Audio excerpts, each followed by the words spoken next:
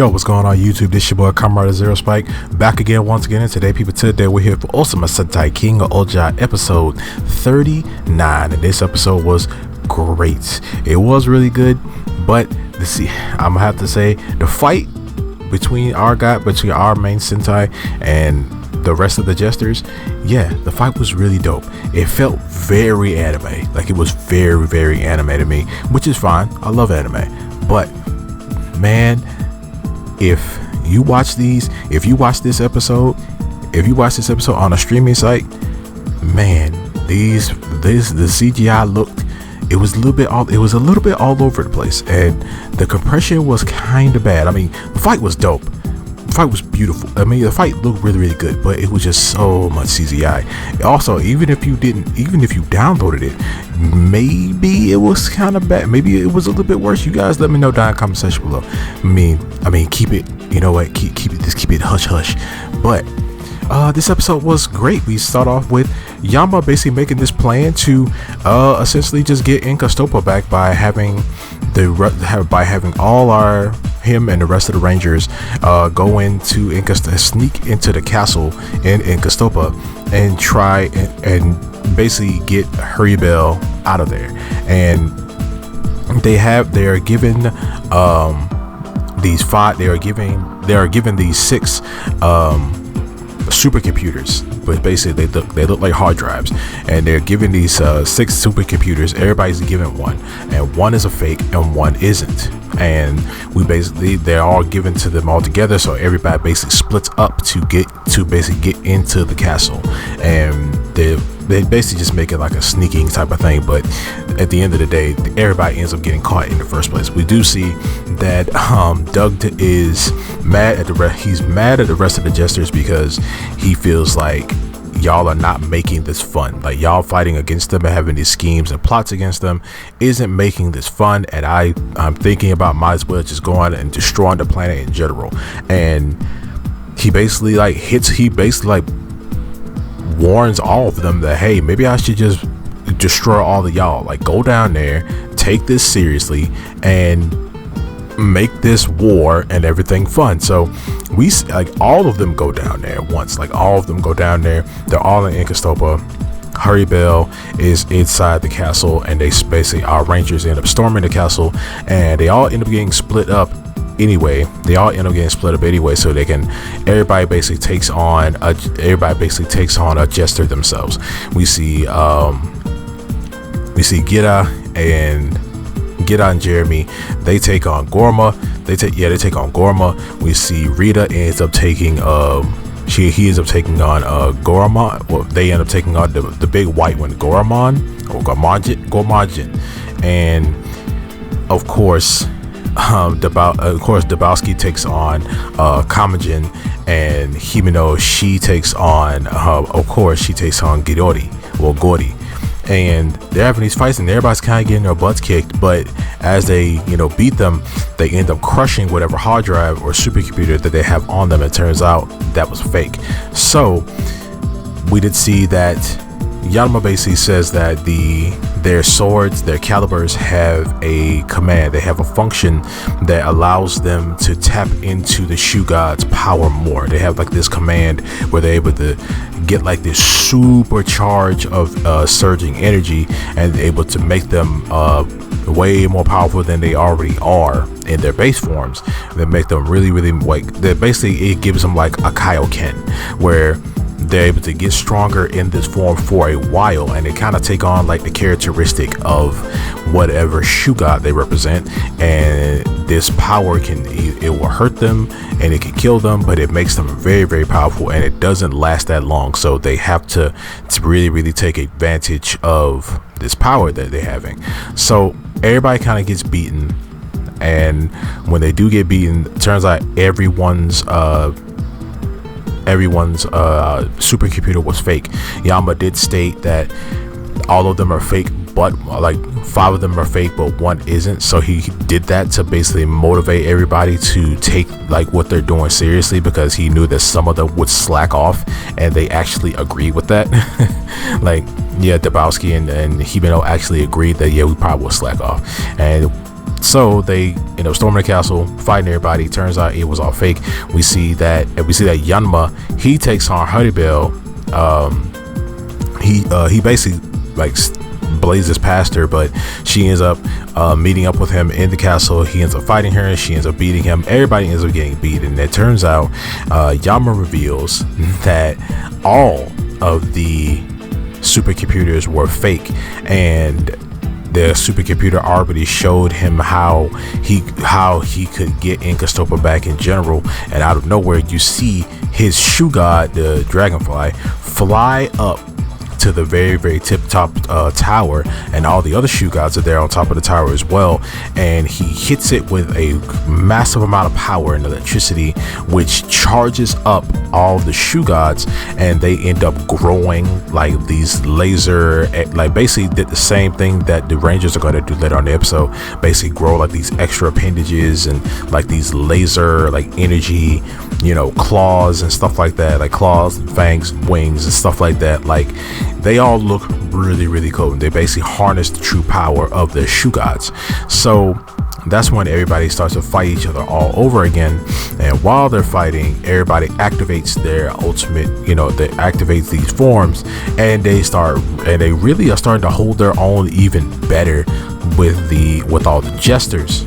And while they're fighting all the jesters, we see that Gorma basically uses a move where he was able to siphon off a bunch of power from the other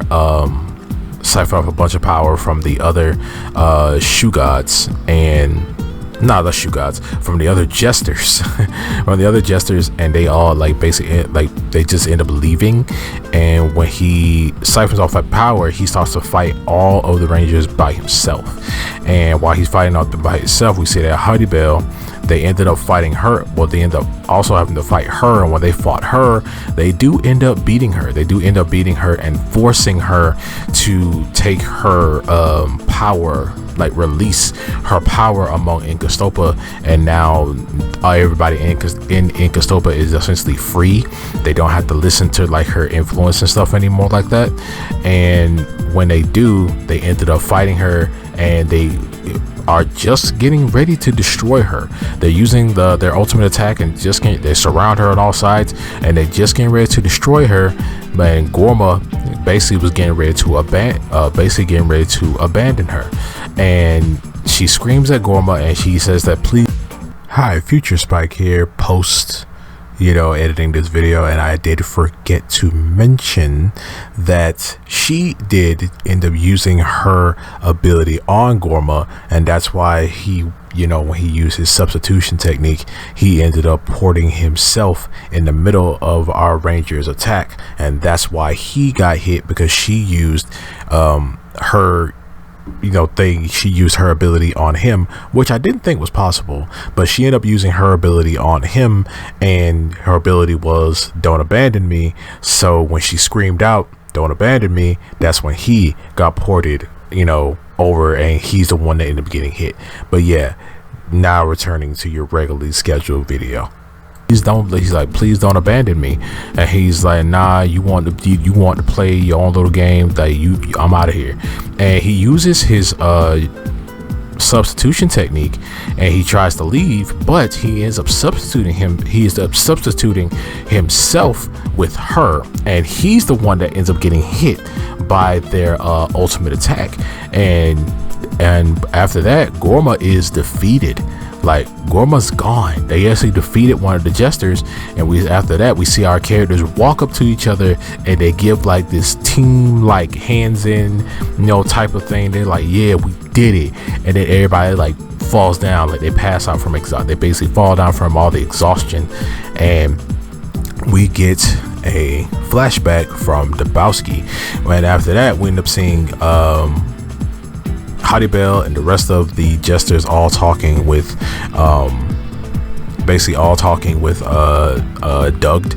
Duck Dad, and while he's talking to them, they're kind of weirded out of how Gorma died, and but he thinks it's really like interesting. He thinks it's fun and interesting and all that crap. And that's when he ends up calling Raculus. He calls Raculus, and Raculus gets on his knee. He bows to him and stuff, and we see Doug put his, like, literally perch his foot on Raculus's, like, shoulder, and he tells Raculus that, hey, destroying Gorma was your doing, wasn't it? Like, you orchestrated that, didn't you? And Raculus is like, Raculus starts to smile, and we get a flashback of Dabowski going back and talking to Raculus, having a meeting with Raculus, telling him, and Raculus basically tells him how to defeat Haribel, and Raculus and Dabowski tells him that I'll be the perfect, like, person to help you do this because her power does not work on me. And he, like, Raculus tells Dabowski that, hey, you're gonna have to push her to the brink. Like, you have to push her to the point where she basically gives up, and she did give up. That's how they got Kastopa back, and they got her to surrender. So turns out, yeah, like that whole, like, little twist right there shows that Dabowski is still playing, like, all sides. He's still doing that, and it makes sense. Especially, like, but I wasn't expecting it to be like that. Like, he's still playing both sides, and Raculus is still cooperating with him. Like, he's still, like, cooperating with the dude. And yeah, like, and then that's when Raculus tells Doug that, he said, hey man, now that he's gone, I want to be a jester. And then Doug that makes Raculus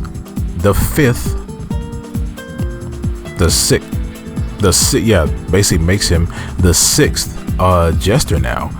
So yeah, it's Gordy, Haribel, Gormajin, Kamajin. No, it's 5. My bad. I kept saying 6. But yeah, so now we have 5 jesters again, and turns out Raculus is it, and the episode basically ends right there with, I guess maybe Raculus will get like a power up or something, maybe, I don't know. But yeah, dog, like, I feel like this is Raculus. I don't think that this is like Raculus's, like, redemption thing that he has going on. I don't really think that'd be okay if they did go that route, but I don't think they are going that route with Raculus. I think that maybe Raculus will end up really gaining, I guess, maybe some of Dick's trust, and he ends up destroying Dick himself and end up taking Dick's power for himself, you know, after, like, all the jesters and everything are defeated. And then, you know, Raculus ends up still being the main big bad in the end, to only have Suzume come up there and, like, portray him in the end, and she ends up, like, you know, doing something, like, because she hasn't been around. We haven't seen Suzume in a minute. We only seen Suzume recently in, like, flashbacks. Like, we haven't we've seen Suzume, like, she's like the queen of Shogadam or whatever, but at the same time, like, you haven't seen her around. Like, what is this chick doing in the background? Especially since she's essentially just like Dabowski, to where she probably got her own, like, secret stuff going on in the background. Because same thing with Dabowski, like, we didn't, like, I kind of did see something like this coming, because he was, like, real cool with Raculus at one point, only just played both sides with the Rangers, our regular kings, and with Raculus. So it's like, I kind of expected this. So what is Suzume doing in the background? That's my question. But I do want Raculus to be that main, you know, villain in the background again. Like, I want him to be like the head villain again, because that'll be another one-on-one match with him and Gira. Like, I really feel like that's what's going to happen by the end of this, and then Suzume's gonna come in, stab Raculus in the back or something, just when he's starting to realize he's being a douche. Like, I kind of want that type of thing to happen. And when it came down to it, this episode, when we saw that Kastopa was, like, completely restored again, like, everything's back to, you know, being blue and white and all this other stuff, it kind of, like, brought down, like, some of the significance of Yanma's past episode that we got like, about to say years ago. Yanma's episode that we got a few weeks ago, when, like, Kastopa was completely put back into ruins, and the way it looked when he wasn't king. So what happened there? Like, it kind of discredited everything, you know, just to see it all put back together and stuff like that so fast. And I mean, I know it makes sense, their technology is highly advanced, but I don't know how they were able to do that, you know, without Yanma. you know, like Haribel was making everybody in Castopa do a bunch of stupid stuff. So it was like it wasn't like, oh, you know, they're working on technology or whatever. I mean, a lot of stuff can happen off screen where we still haven't been shown this, but yeah. But also these new forms, they look dope. It's just they were super heavily CGI'd, and I kind of was hoping that maybe these things were actually gonna be like practical, like part of the suit or something like that. Like they're all part of the suit, but like not like some like Green Lantern like construct looking things, you know. Like there were a lot of parts in the fight that were really freaking cool. My favorite part in the entire fight with all of them would have to be what Rita did, where they were able to shoot an arrow into, like basically shoot an arrow into the sky, and then her shoe god in its super form comes down, big 6 wings and everything, comes down, blows up into a bunch of mini butterflies, and then they all rain down like arrows. That was awesome. Like the creativity with the creativity and fight choreography for this fight was good. It was just so much CGI, and it was super fast, and it was very compressed, so a lot of parts of the fight looked blurry to the point where I couldn't really see what was happening. But at the same time, the fight was awesome. I'm glad that the compression was good enough for me to see that, because that was Rita's like ultimate coolest move they've ever done. Same thing with everybody else. So it's like, and also we got to see the golden form again. We haven't seen the golden form in a minute, but yeah, next episode. So next episode we're gonna see Prince return on the King-Ohger Earth. Yay. And I guess it makes sense that he's there because they're still holding Gabutera for him, so most likely he's gonna take Gabutera back with him and stuff like that. But wonder how they're gonna explain how he got there and whatever. Maybe Daigo and old boy came back to Earth and stuff. But other than that, this episode was good. I really liked this episode. It got even more interesting, and got more interesting the fact that now that Hercules is starting to actually do something ever since his freaking return, other than sit there in the freaking throne and talk shit. But excuse my language. But yeah, I really did enjoy this episode, and I really can't wait to see like what's gonna happen next, especially with now that Prince is coming to the planet, and most likely, you know, gotta give Gabutera back to them and stuff. So but yeah, you guys let me know down in the comment section below what you guys think about this episode of Ohsama Sentai King-Ohger. Make sure to like, share, subscribe, hit that notification bell, and the video that you're seeing up on screen right now, if you like this video, please click that video, and again, keep clicking them, because that lets YouTube know that my channel is active and people are actually watching my stuff. And if you stayed this long into the video, thank you. I really appreciate you. But other than that, I'm gonna see you guys next time. Make sure to like, share, subscribe, hit that notification bell, and I'm gonna see you guys next time. And remember, stay henshin'.